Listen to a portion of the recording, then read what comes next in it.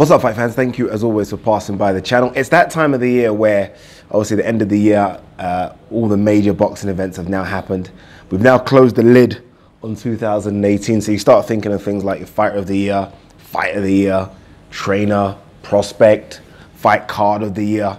And it's not easy. There's been so many fights in 2018, it's been crazy.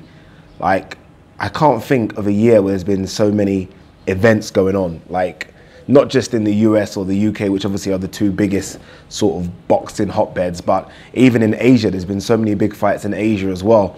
So it's going to be difficult to kind of compile that list.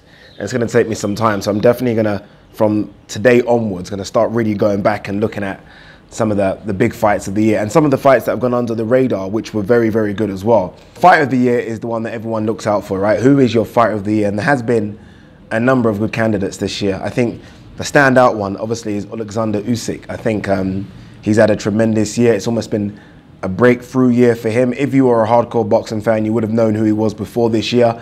But if you are kind of like semi, then this year for you has been the year of Alexander Usyk. Good wins against Gassiev, Bradis, and obviously that big fight against Tony Bellew capped off what has been an amazing 2018. And I think ESPN gave him their fighter of the year. And I think that's a bit of a cock-up, if I'm honest with you. There are still fights ongoing. There are still fighters fighting. And you've decided to give an award out before those fights have happened. Don't get me wrong. I think 90% of people will still have him as their fighter of the year. But for me, I've got to chuck in another name, and that's Josh Warrington. After that performance against Frampton yesterday, I've seen that a lot of people now have him as a clear favourite for British fighter of the year. And I think that's almost doing him a disservice. I really do. I think it's doing him a disservice. And I think there's been a lot of British fighters that have done well this year. I think Dylan White deserves a mention. It's been a good year for him. Lucas Brown, Joseph Parker, Derek Chisora, big fights. And he's come through and he's looked good. I think Josh Taylor's looked good. Callum Smith, I guess for that win against George Groves, you probably have to mention him. But Josh Warrington is way above them, which is why I'm saying it's a disservice to just have him in the conversation with British fighter of the year. His name needs to be in consideration for fighter of the year. Honestly, for fighter of the year. And I can make a very good argument to say I have him above Usyk. People might think, what? But it's true. I know Usyk fought 3 times this year and Josh Warrington only twice. But you need to break down what Josh Warrington's done.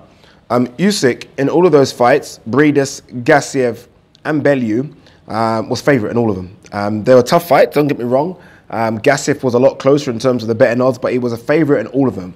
So if he lost, it would have been somewhat of an upset. He was favourite to win. And don't get me wrong, look, fantastic performances, especially the ones against Gassiev and Bellew. I mean, those were almost punch perfect.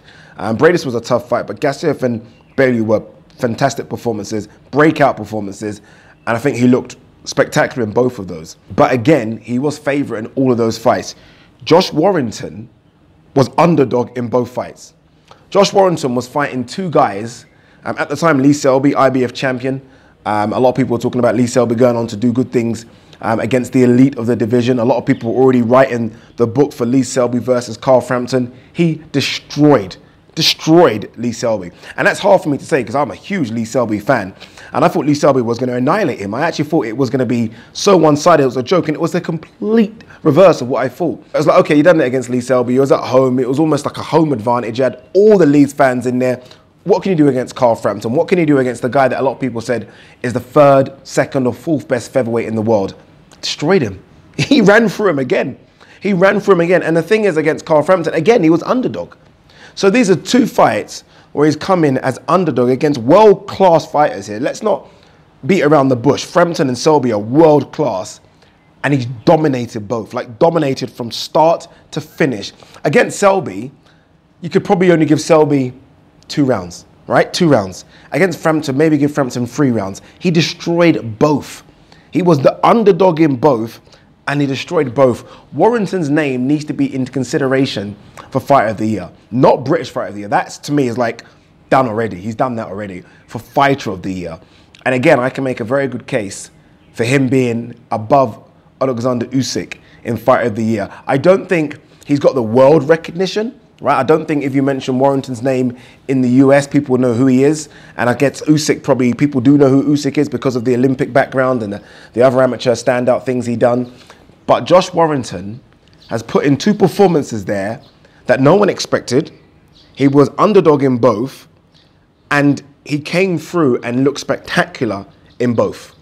And that's why when I do my Fighter of the Year nominations, or when I do my top 5 or whatever, he's definitely in that. And I just now have to consider whether he is number 1 above Usyk, because right now I can't see anyone else above him. That's how good that performance was. I know other people have had great performances, but were they underdogs? Did they go in as favourites? Did they dominate? He ticked all those boxes, and yeah, for me, Josh Warrington, if he isn't Fighter of the Year, he is very, very close.